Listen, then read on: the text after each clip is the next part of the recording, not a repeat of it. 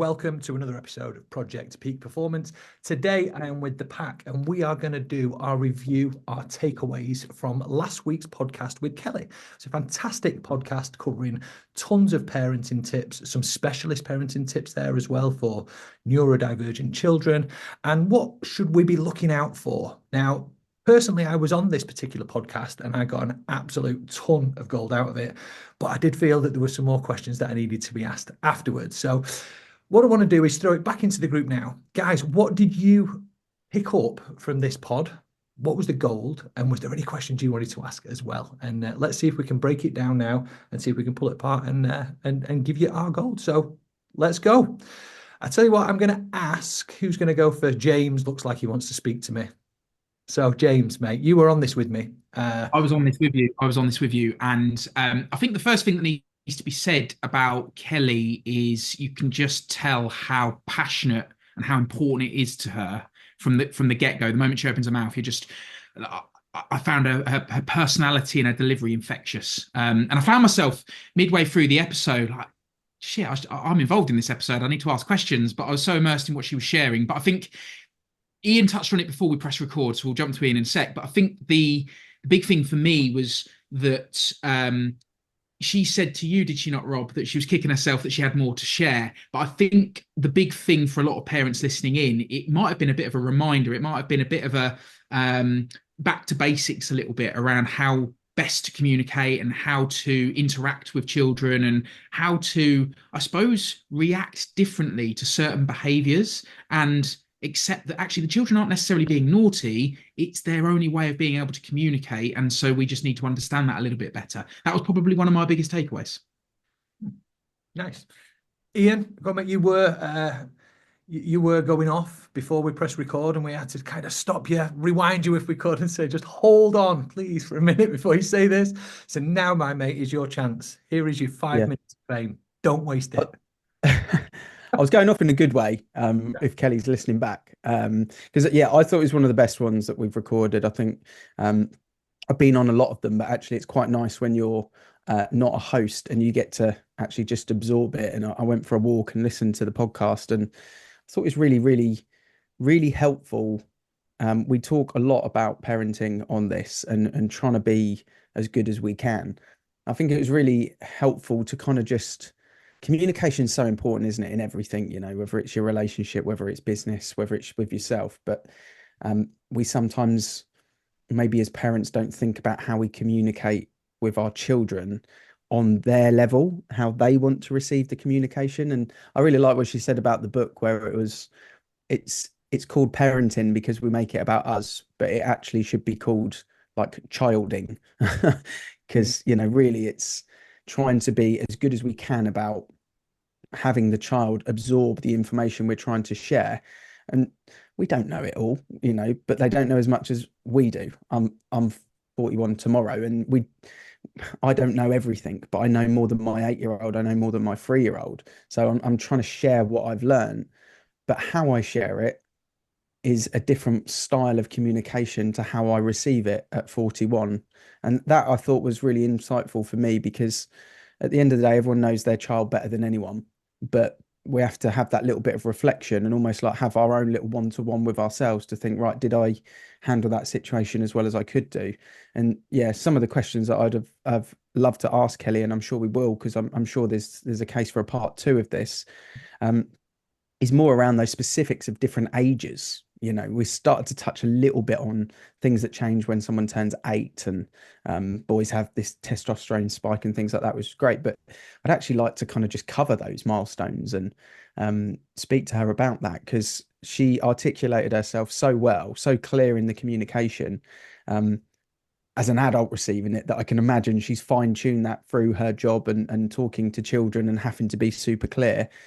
And we kind of talk on this podcast and we end up going off on a tangent and rabbiting on, and I don't even know what question you asked me at the start and I've been rabbiting on for 3 minutes. So but she's the opposite of that. It's like, boom, this is what you asked, this is the point. None of us do that very well, even with ourselves, so God knows what our kids think. But I think that's the key thing that I really took away from it was the communication in not just the verbals, but the actions. Like at the end, you know, you guys were laughing, let's play more, play more, play more.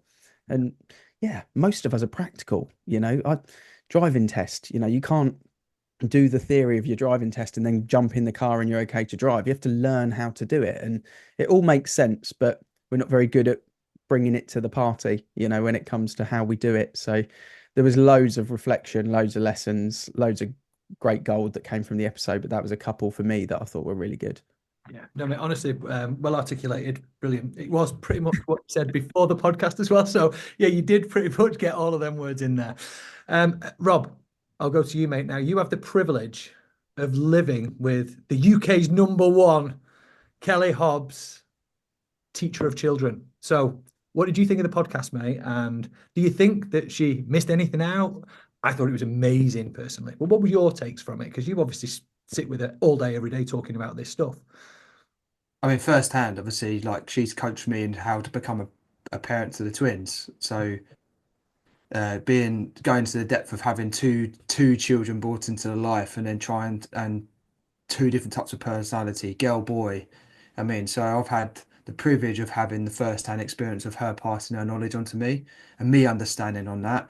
And what I loved actually about the podcast and some of the bits of it is like the first bit she said all behaviour is communication, and she always says that. And actually, James, you alluded to it quite. You said you were brought up in a shouty household, and that was me as well. Like, got three brothers, four boys. It was carnage. I look back thinking, oh my God, how did my parents even cope? And no wonder my dad used to shout at us all the time. And that was his own way of communicating, his own way of learning. And so Kel's actually made me retrain in how I probably would have parented if I didn't have a partner as supportive as her in getting me to understand this type of gentle, more style parenting, but with boundaries. I think that's where there's a lot of conflict out at the moment. We find with a lot of people talking about parenting styles, and I think people seem to associate parenting, gentle parenting, is either two options. One, you just let the kid do whatever they want, or two, like there's gentle parenting with boundaries. I think there's just a misconception around what some of the wording we're using for it. So yeah, I mean, I know her through and through. I know everything about it, and she's got so much more value to give. But she articulates stuff in a very, very easy way, and I think she's probably brought that into the same way of training me because I need that same same level of teaching style. Yeah, I think me and you both need calming down every now and again, don't we, Ross? I think I went off on tangents. I just go off on tangents all the time. Never been diagnosed with ADHD or anything, but pretty much every man and his dog can see it apart from me, I think. So God knows what's happening there. I think I just wanted to go on to one of the different things. I think you brought it up there, Ian. And this is really important. And as we were speaking about knowledge levels is what I've wrote down here. And it was like, you'd said then a second ago, I'm, hitting my 40th birthday in so many days, and I know this much, and my children are in this much. And I think that certainly if I can speak for myself, that's an issue that I've had in my communication with other people over the years. I always used to kind of really struggle to see why people didn't understand what I understood, what I saw, what I knew. And what I learned, what I came to realize after a number of years was that number one, everyone isn't stupid out there, and they're just fucking not knowing how to do things. They've just never known this, and it's not as important to them. But I had a tendency to be like that, not just with my children, in the workplace as well. If you get a new starter coming up and something's really, really easy to you and you've been doing it for 10 years, you assume, we take this assumption as the leader, whether that be the parent or the boss or whatever else it is, that the people below you know this information. And it's dead key. You mentioned it, James, at the beginning. Kelly may have thought that the information she was giving was so easy, normal information to somebody who is privileged to being in these arenas. But we've got four, highly educated guys here who would consider themselves to be good parents. And I can guarantee there was 3 or 4 things that came out of that conversation that I'd never even heard before. So I wonder how good or bad we are as leaders. I mean, do you guys have you guys, with what I've just said then, ever felt that you have felt frustrated as either a parent or as a leader, a boss, a mentor? And is it an issue that maybe you've had? I can hold my hands up now and tell you, I categorically, for a period of my life, when I was going through the drinking, egotistical prick period, I thought everyone was stupid. Like, I couldn't believe everyone was walking around. They were all fucking numpties for me. And it took me ages to understand that they weren't. And it was probably me that was a bit harsh, to be honest with you. But I'd love to throw the question back. So either please dig me out of this, lads, and say you're the same, or no, I'm a really bad person. I'll definitely stand side by side, shoulder to shoulder with you. I had it this morning. Tuesdays for me, I stay home with the kids, and Hayley goes off and does her gym thing. So Tuesdays is my morning with the kids, and Stanley this morning. I don't know for why. It's nursery day on Monday. Sometimes on a Tuesday, he can be a bit. I don't even know what to describe it as. But it was obvious to me that his behaviour frustrated me. The way he was behaving with Margot, he was being aggressive, he was throwing things, he was shouting, all triggers for me. And they are the things that ordinarily would lead me to a place of getting angry. And it's so I think I said it on the podcast, like Hayley has really invested since we had Stanley in the learning phase of being a parent, right? And so gentle parenting is something I'm familiar with for all the stuff that Hayley shared with me. But it was just a bit of a reminder off the back of the pod, like, he's just trying to communicate, and he just needed connection. And I got down to his level, and initially he was a bit aggressive and he was a bit angry, but within a couple of minutes we had a cuddle, he gave me a kiss, and then we played, and within 5 minutes of playing everything was cool. And so it was really a real strong reminder that actually the frustration in me is a me problem. It's not a him problem. He doesn't know any differently. He's just trying to communicate in any which way that he can. Yeah, it's true. Ian, yeah. So, Yeah, I think it's the communication obviously is vital. I think what happens by default, I think for us as parents, James kind of alluded to it a little bit on the episode actually, is we act and communicate off the experiences that we've had, which is why you kind of often see one of two things happen with children at our age or younger or older. Is you either see a mirror reflection of a parent sort of recreated in the child, or the polar opposite, where you're almost running away from what you didn't like. And you don't often find it sort of deviates from the two. You kind of you're either the same as one of your parents or the opposite of one of your parents. And then what you find with your own children is you can see the third tier of it happen again. And you think to yourself, right, I don't want to behave like my dad did or my mum did, and as a parent. But then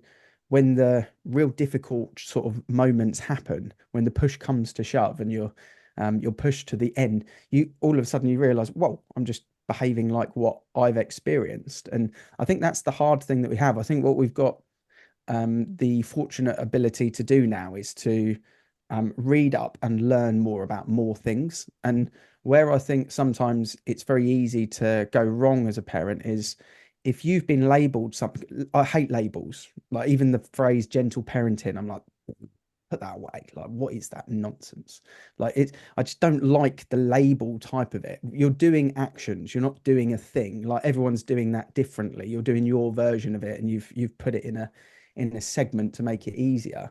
The same with ADHD, and things like that. I think when we're passionate about something and when we understand it, we then go and find it.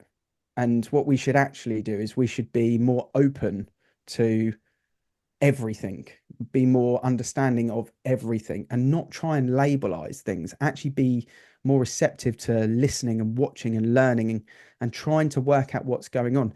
I still say one of the best training things I ever did was the mental health first aid, a 2-day course. And someone's perspective is their reality is the one thing that I've taken from in everything is to understand if someone truly believes what's going on at any age, whether it's 3, 8, 38 or 48, that's what's going on in that moment. You can't argue with them about it. And you think of that from a child's point of view, you have to immerse yourself in their play. You have to immerse yourself in that experience. And sometimes what we do is we try and search out something rather than actually letting things unfold in front of us and then working out what's going on. And we try and push people down kind of corridors rather than actually letting them kind of find their own place. And I don't mean that to be controversial. I kind of more mean that to be a conversation for the group, really, is sometimes that labeling is just too quick, and it's a labeling that we've put rather than actually what needs to unfold, because sometimes just phase. Like someone's just going for a phase, something's just changing. The kid's not ADHD, the kid's not autistic, the kid's not got a mental health problem, she's going for a difficult time. Like at school at the moment, my 8-year-old, she's having a difficult time. They're 8-year-old girls, they're having fights 3 times a week. The parents are getting involved. It's not a physical fight, they're falling out because one of them didn't want to play with the other one on the playground. Like in that moment, it's the most stressful, anxiety inducing moment for that 8-year-old. I don't need to put a label on her. She's got a situation going on she needs to deal with. So I just think sometimes we have to let things unfold a little bit as well. Our job is to do the research and try and understand what's going on without trying to quickly push someone down a corridor that maybe we don't actually need to. I don't know what your thoughts. You tried to almost do that a little bit with the autistic part on the episode, I thought, Dave, as well. You tried to sort of raise, look, are we too quick to do this sometimes? I felt like that's what you were asking, in a sort of roundabout way. It was. What I was trying to allude to in and try and dig out really was, is there any like kind of definitive way? I don't want this to sound wrong. However, I'm really struggling to find words that don't. Basically, how do we prove it? For me, proof is there's a blood test there. You're born with something. There's a physical scan. There is something there which can clearly state that this pathway is not as straightforward as it ordinarily would look in a human body. Like I say, I might bastardise the way I said that then, but basically, look, there's no proof. So, and that, what I'm trying to refer to it, and what I'm trying to get to the point is, are we born, and is there a physical thing there that no matter what you do, no matter how many hours of time you put into this, it's always going to be like that, and that's fine. And that is absolutely cool. There's nothing right or wrong about any of this. But what I'm actually seeing as a parent, as somebody who cares about mental health, who cares about people in the local community, the only thing I'm hearing about at the moment is the fucking influx of young kids getting ADHD. And I'd love to know why that is and where this has come from in a short period of time. I've been diagnosed by fucking tons of people. I'm not a doctor, but I've been diagnosed by loads of people. Said, Dave, if you haven't got ADHD, then we need to write the whole rule book because you are clearly defined as that. Whereas I see myself as not ADHD. I'm just a normal guy and this is how I am. And maybe that is different. But yeah, I just see that it's massively maybe overdiagnosed or maybe not. I don't know. I'm not the doctor in this case, but I can just see that it's very high. I also see the point that I know that there's an issue in certain low income households where the ADHD ticket is actually a milestone to get free laptops and a couple of extra quid. So parents are actively encouraged by their environmental groups to push down a particular route because it's financially viable for the parents and they get free things. So I'd love to learn a little bit more. And that was the questioning route I was going down. My kind of thought process around this is everything's about safety. Like all of it, the communication is about safety. And what we need to do is we need to understand that safety to a child is literally the understanding of two feelings, a positive and a negative feeling, because they don't know what right or wrong is at the moment. They're only working in a feeling force. So if they get shouted at and that creates a negative force, that's unsafe. They don't understand at the moment at a very, very young age. So how we navigate our parenting skills and understanding this safety aspect, I think is probably key to understanding everything that goes on thereafter. And yeah, that's what I was trying to allude to, the fact of the diagnosis one of my relatives had with a 30-minute conversation with a GP doctor, which I found amazing that they could do that. And secondly, why are we having such an influx of ADHD in our environments at home? Because I'm seeing it. I don't know if you guys are. Can I jump in on that? Yeah, please. Yeah. So firstly, what you're talking about, the communication part, I go by energy flows concept. I've always said about this. So you think about energy in how you present your energy as a parent. So if you're heightened, the energy you're giving off to that child will be taken. So it's almost like I don't know, if you looked at like a ping pong match, if you're like start off slow and it gets quicker and it gets quicker and then quicker and quicker and quicker, the energy's getting quicker. So again, if you're heightening up that energy, the kid will naturally fill off that energy. And that's one of the things that we've learned in our household, because having two young children of different types of orders, when the parents involved within that, you can start to see how do we diffuse this energy to make it less. A bit like World War Three and nuclear war, yeah. So so that I would say about energy in that part. Think about what is the state of energy happening in this room right now, and how can we diffuse this? So if there's music, TV on, there's something going on there, and then there's something else, and they're oversensitized, and you're bringing up the energy levels. How do you diffuse that down a bit? So a lot of the time, like when Ted's had a meltdown, I take him outside because all of a sudden that diffuses it. It enables him to look out. He starts looking at the trees, and then I start to regulate with him with breath work. So in for your nose, out for your mouth, in for your nose. And he does that to regulate now. With what you're saying about autism and ADHD, having the knowledge and list, and Kel and I having these conversations because that is her specialist subject that she's going down with. And you think about from a therapy side to it and understand that concept. Kel's now she started training to be a therapist in 2019, and she's only going to be qualifying now. So she's done 4,000, 5,000 word essays on particular things. And naturally, I'm like, tell me about this. Like, what's this knowledge and what's that knowledge? So when you look at autism and ADHD, she said there's a crossover between there. And that's where I think sometimes a misdiagnosis can happen at very early age. Um, so when you look at autism, that is naturally you're born with it in the way that she was saying about how things are firing off in your brain. That can't change. ADHD, I've got a theory that I think it's different. I think a lot of it's down to environment, health, nutrition, how you were brought up, how you were fused together in your brain development. The diagnosis between girls and boys within their energy levels, their testosterone levels. And going back to what you're saying about it wasn't around when we were around so much. But what we have to realize is that the data wasn't around at that point. So like we only started to really learn about our brain in the mid 80s going into the early 90s. So it's still really, when you look at it, only in the last say 10 to 15 years we've actually been able to actually look at the brain. It's still one of the most largest organs in our body that we still don't know much about. So I think the new development now is happening that way, but I do feel like with ADHD there should be more looking at, especially in younger age, their environments, their food, stuff like that, and trying to work on that before they can start to chuck a pill down a kid's throat and say, right, you're labelled with this, and like you were saying, Ian, it's easy to be labelled that way. But The bit that I mean with it, Rob, is let's say, for example, there are 28 points in an ADHD label where someone can sit into that classification.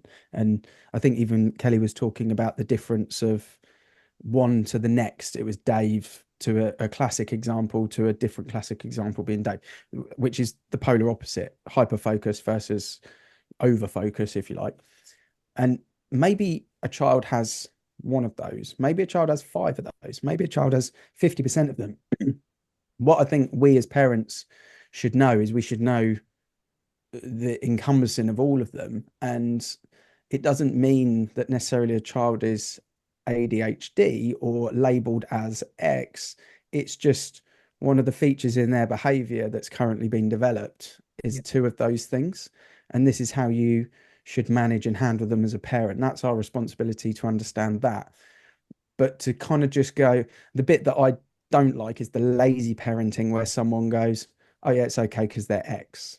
yeah, That's the 100%. bit that's the bit that I was trying to sort of articulate is we have a responsibility to know the points and the way someone reacts and the way they talk, behavior and communicate, but don't just put a label on it and then say it's okay because of X. We have to then It's the excuses as parents, mate. That's what you're trying to say, basically. exactly Like, that. I'm not going to bother parenting in this way because that I'm going to use that as the excuse, and I 100% agree with that. And I think one of Kel's roles that she does a lot within is coaching the parents that she works with in the environments as well to help manage their children better. So she was telling me about an example of how she supported a parent in pre-setting the kid to come into the class before, in what they should be doing with that child before to lower their energy levels, so they weren't so heightened and pent up before they come into a class. She's like, "There's a park down the road. Go and play them, get them to play in the park for half an hour before you bring them into class, because they're standing outside the gate for half an hour, holding their hand in a car park, and no wonder they're just wired because you're telling them to stand there. Let them play, let them be free, and then it enables calms it down." So, 100%, I get you're saying. And I do think that there is a bit where when we go down this diagnosis at such an early age, like you said there's some gaps to be filled in. For me personally, like if you look at between me and my brother, my brother's medicated ADHD, and I've got a best friend who's medicated ADHD, and my best friend's been up for years, and his family, you could tell the way the family's, he's got a brother who's mentally disabled, and so there's almost like a spectrum within that part. But my brother has to have meds to help focus on stuff, but he's not energetic. Whereas me, I've had to learn now I've got it and how I communicate with him because I'm a verbal dumper. So he goes, fucking energy, like, oh my God. And you've heard it all in this podcast. He goes, oh my God, just shut up, Rob. Even when I was with him yesterday, he's like, bro, I was like, oh, I'm on ADHD, hyperfocus on a particular topic you don't give a shit about. So there is the spectrums. I think if we are more diagnosed in our 20s and 30s and understand a bit more, but I feel like if I'd known this more as my teenage years, I would have probably understood a better direction. I would have probably had better support.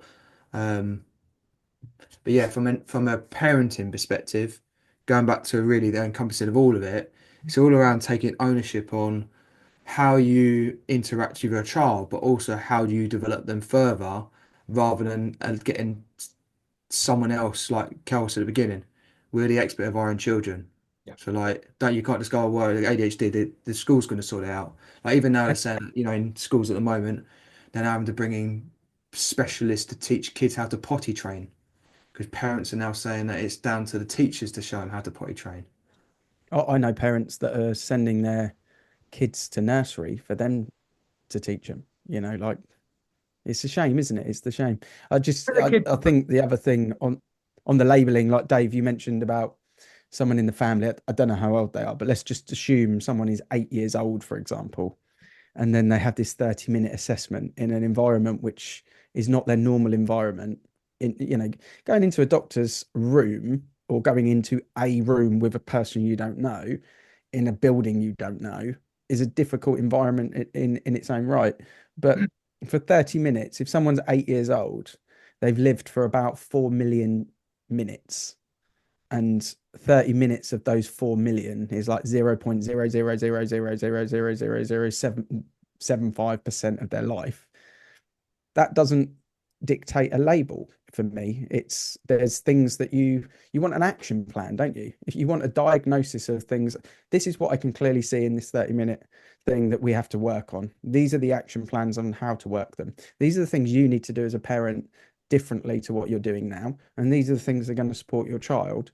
Yep. That's a strategic conversation. And what I loved the bit that, James, you were talking about with Hayley, your wife, talking about trying to not raise voices and trying to do things in a more emotionally connected state rather than an anger connected state.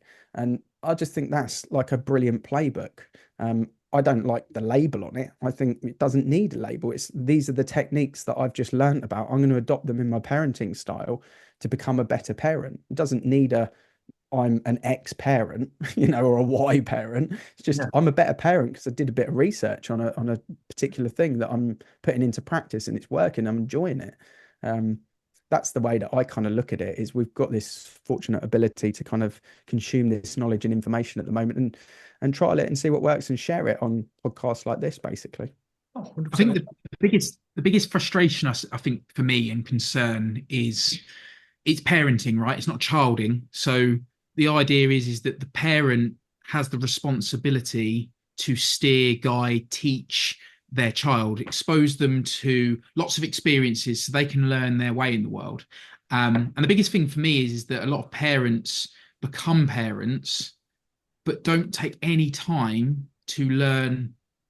You go into a new career, you are taught what to do. You're taught the systems, you're taught the processes, you're taught the ethos and culture of the business. You're taught exactly what you need to know to operate functionally within that business, right? We run businesses. That's how we bring people into our businesses. But no one steers or guides a parent on how to do that. And so the big thing for me, the frustration, the fear, the concern for future generations is the four of us are a part of, in my opinion, a small minority.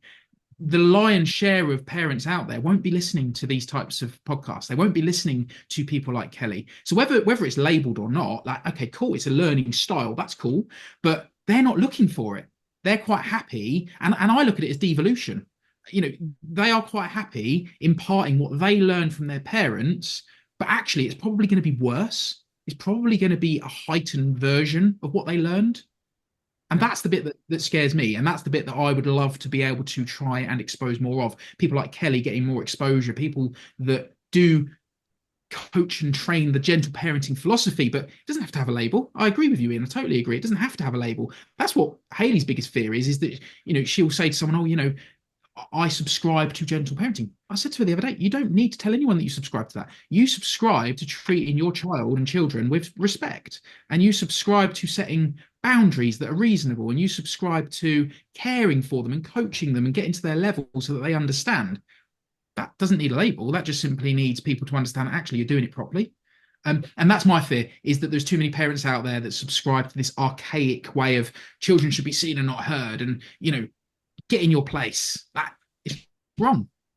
And the opposite of that as well, like the ends of the spectrum, where people I think the things that we've got in life that's probably only been around for the last 20 years, more significantly probably since COVID, is the screen, and the tablets and the accessibility to YouTube and the accessibility to a phone for the parent and for the child, as well. That's two things. It's very easy to kind of you go out for a meal, for example, and it's a lot of money to go out for a meal now, for four of you to go out for a half sensible meal, nothing too crazy, two kids, two adults, it's a family meal, a celebration of being a family together, to go out on a Friday night, 100 quid, let's call it 100 quid, to go down the local pub and have a nice kind of bit of dinner. And you look around and the kids are just slapped with the tablets. Well, what's the point? Like, just sit in your pajamas and eat your dinner at home with the telly on. Like, what's the actual point? The whole point of going to dinner is to socialize. That's why you're spending £100, is to go out and socialize, to have someone cook for you, to take the pressure off, for you to socialize, communicate being the key word. And what you see is the opposite of that going on. You actually often see people, it's quite sad when you see two people out for dinner and they're both just flicking through their phones and ignoring each other as well. It is a real shame. So yeah, both of those ends of the spectrum, and there is no answer, is there? We don't know the answer. In what you were saying about the different phases, I think one of the things that doesn't get discussed enough, which I've looked, and almost there is no data I have to supply it, but just from being middle age now, 40, and having friends and family around me with kids, is the difference of a relationship and a family dynamic of one child to two is one of the most drastic changes you will ever see. And that never gets discussed. Like, that's, if I was going into that 30-minute diagnosis of a child because there's some problems, the first thing I would ask is, how many siblings have you got? Are you older? Are you younger? Because that's the most important thing in their environment. That is the most impacting thing, is their brother or their sister. Yeah. Because that's where they're learning most stuff from. And a doctor would never even ask that. And it's like, it doesn't matter what weight they were born 8 years ago. Ask how old their parent, their brother or sister is.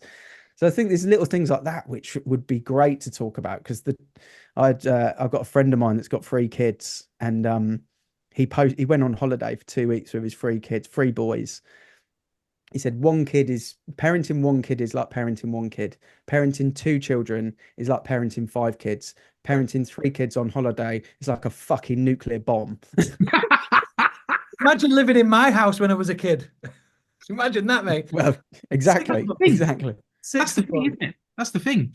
I've noticed it with our kids. Stanley's 4, Margot's going to turn 3 in February. There's a close age gap, and there's a real sibling rivalry. Really, really strong rivalry. So some people could look from the outside in and look at, say, Stanley's behaviour sometimes and go, he's naughty. Old school, he's naughty. But what if it's that he's just needing more attention and craving more attention from his parents than he can actually truly get, because Margot is also quite intense. Like, yeah. And that's the thing. So I totally agree. But, like only last week, Ted was poorly, so we didn't sleep for the night. So we put Erin into nursery because we still want to make sure that they're separate kids. They're not, it's just the twins, effectively. And I'll be honest with you, I came back and obviously Ted's there. And it's like you give him a bit of cowpox because he's poorly, and within about half an hour, like, I come back and he looks like his normal kid. He could have gone to nursery. And I sat there with Cal and I was like, is this what it's like to have just one child? I was like, Mate, oh my God, how much easier is this? I know, not to discredit anyone who's got one child out there, but Oh, so much easier, I mate. was like, wow, like, because like I've only known it from the day I was born. They literally presented me the two twins, and they were put both in my arms, and I was like, and that's what I've had since. Even when you're thinking about when Kel was in hospital and she had, yeah, we're trying. I was changing the two, and that's always been the same cycle over and over and over again.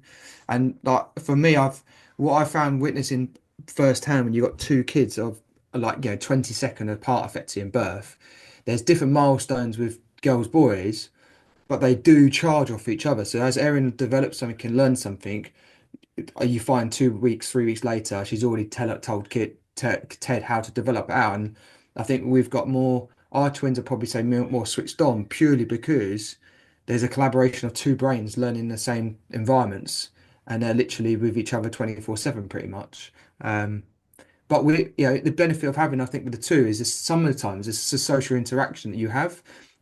We've developed our kids that now as they're playing, like Teddy, do you want a biscuit? And he's like, thank you. And she's like, you're welcome. And they do that communication back, which then I've noticed interacting with adults. Ted went and got his hair cut today, and before he jumped to the thing, he said to the barber, thank you very much for my hair. Like, and those are the things which you make it as a proud parent to go, that's the thing that I'm learning. The communication Yeah. is the key part. Like we've all gone back to it. You can be really intelligent, but if you've got no communication, I don't know about you. I went to a grammar school and I had a lot of kids there who were really, really smart, and I was seen as a dumb, stupid idiot. But 20 years later, they haven't got anything amazing job wise because they didn't have the communication skills installed of them. They had the academic life, and that was it. I think bang on there, mate. I think I've written down here as we've been talking and everything. I like to just simplify things and bring them all down. And I think what my biggest takeaway actually is now via us unloading this is as parents, we need to listen and watch to understand, not to react. And what is the direction we're trying to send our children in? It's for safety and understanding. We want them to feel safe in their environment and understand. What that then leads to is resilience and confidence. So there is an actual roadmap to this. And I think with even the simplicity of us understanding that, okay, they don't know how to verbally or physically communicate what they want to say. Imagine going to another country and trying to order your favorite meal in a restaurant that couldn't understand your language. That's the position you're in. So as parents, if we can try and listen and watch, because most of the language at younger ages isn't verbal, it's going to be physical.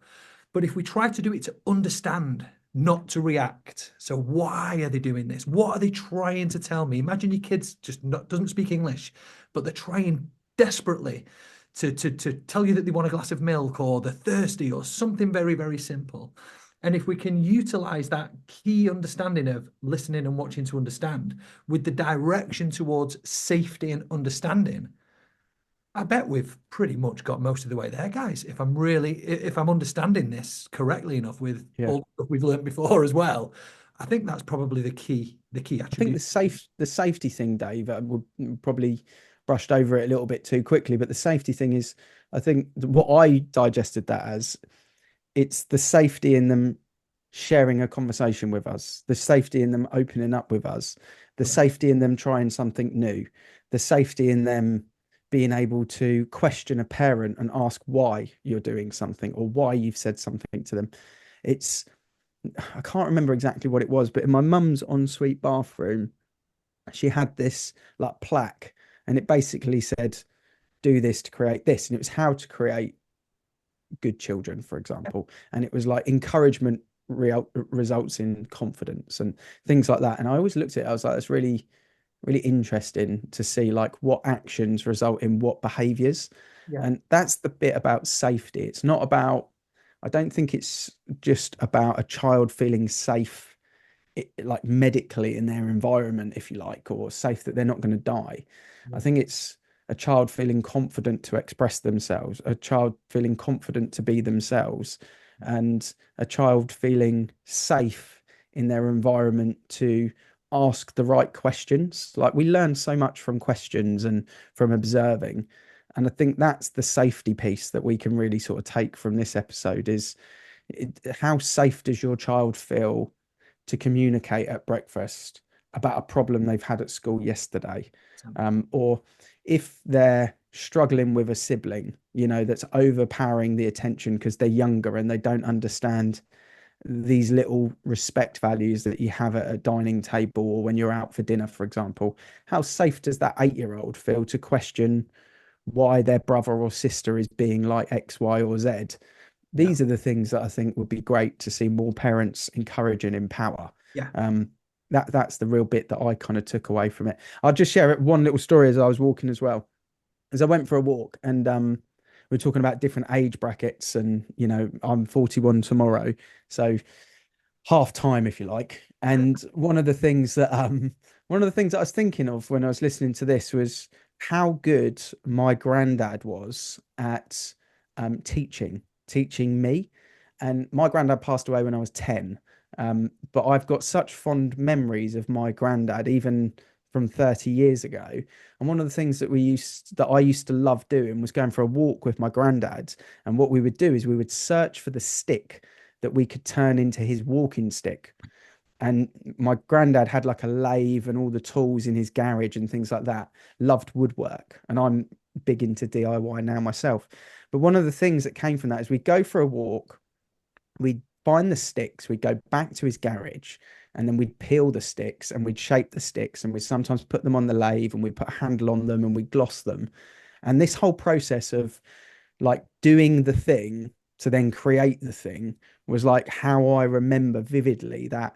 And never conflict, you know. And obviously I can't remember the techniques I'd love that I did, but how he got me from enjoying a walk, exercising, to then learning this like skill. And I think he passed away when he was just about turned 70. I think he was about 68, quite young. But that was something that was patient and practical. And it was the play, you know, ultimately what Kelly was talking about. And it really kind of, after I listened to that, I really thought back, because I was walking and I saw a stick and I thought, oh, that would make a good walking stick even now. And strangely, my dad, we go for a dog walk with my dad, who's now my kid's granddad, obviously. And he did exactly the same thing with my 8-year-old. He had a penknife in his pocket and he stripped this stick and said, look, there you go. It's a good. And I was like, wow, like it was ingrained in him. It's been ingrained in me. And it all came from that element of play, show, learn, create, the reward of having the thing at the end. And then the buzz of creating this thing to want to do it again, and how you kind of set up that moment of experience with children. Never underestimate how important it is to them. We've all got that one thing that we'll remember from our childhood that we then want our kids to experience as well. And I was very safe in that environment. I mean, at 10 years old, I've got a bloody chisel on a lathe and I'm spinning at 300 miles an hour and I'm like shaping this thing. You know, imagine that now. Yeah. But he was there. I felt safe. I felt confident. And now I'm very strong with DIY and woodwork and drills and things like that. And that all comes back from that foundation that was created. Very patient man, my granddad. My dad, he's got some temper issues. So very different characters, and something that I just thought, yeah, think about that. What's your thing? What's your magic moment that you've got with your kid? 100%. I just want to ask you one question off the back of that there. You mentioned your dad and your granddad, both leaders in your life. You mentioned the confidence, the safety around your granddad. If you were to have a problem as an 8-year-old, died when you were 10, and you needed to ask an adult for their advice, who would you have gone to, your granddad or your dad? I think I would have gone to my granddad. Yeah. I agree. I would imagine that would be the case. And this is where this safety thing comes in. And we need to understand as parents. I'm relatively confident, and I'm sure you as a 41-year-old man today wouldn't have the viewpoint that your dad was just a horrible person back in the day. But maybe the shouting maybe repelled you from feeling comfortable to ask in the future. And these are the things that we do. I look at myself and think, the shit, I've missed out on loads of this, to be honest with you. And looking at this and I understand this stuff. And I literally see now that you've got confidence and fear, the polar opposites. What we want is confident, resilience and confident. Resilience comes before confident. Resilient means you're heading towards confident and you're just battering the shit and you're all right with it. Confidence comes, you don't have the resilience, you don't have the thing. And I think that in the middle is neutral. And I think the more positive it is, we've got drive as the gear. And the more negative it is, we have reverse. It repels us away. And it's this understanding, and it all gets boiled in before the age of 8, before the age you can communicate what that actually means. And the downside is, in a lot of cases, when it comes to the age where they're making these decisions, they've already made the decision that you're not the right person to speak to in this scenario. And that is, I think, what we need to be looking at as parents and trying our best to make our children feel as comfortable and safe to build the confidence going forward. But maybe what a cool story. I'm sorry to jump on you. I didn't want that to be. No, it's, and I don't want people to think, oh, my dad was like an angry person with no, 100%, us, because he wasn't. But if you gave him an IKEA flat pack to build, he'd smash it to pieces in 30 minutes. Like it'd be destroyed. If I gave him a problem, he'd handle the problem and be great. Yeah. But as a result, what you see as a child is you look back and you go, what a really patient man that's able to create and do something in my granddad. And then you look at the other end of the spectrum is the classic alpha male that won't read the instructions, try and build it, and when it doesn't go his way, he'll blast it to pieces. We've all kind of seen that. And that meant then, in the question that you asked me, Dave, is who would you go to fix a problem? You would go to the person that looks calm, methodical, and is going to give you the result because of physically what you've seen happen through your visionary. So it's important for us as parents to kind of reflect on that as well, because if I'm building something in the lounge, I'm not parenting, but my kids are watching me. They're bringing me the screws. They want to get involved. So they are watching, even though you don't think you're parenting. In that moment you are, and how you respond when you think they've incorrectly packed it or the sizes don't stack up, but actually you just got something around the wrong way on an instruction 3 times ago. How you handle that situation will dictate how safe your child feels around you in a moment of need. And it's definitely, from that podcast, it just kind of brought quite a few things back together for me in a little circle. And I just thought, interesting. Yeah.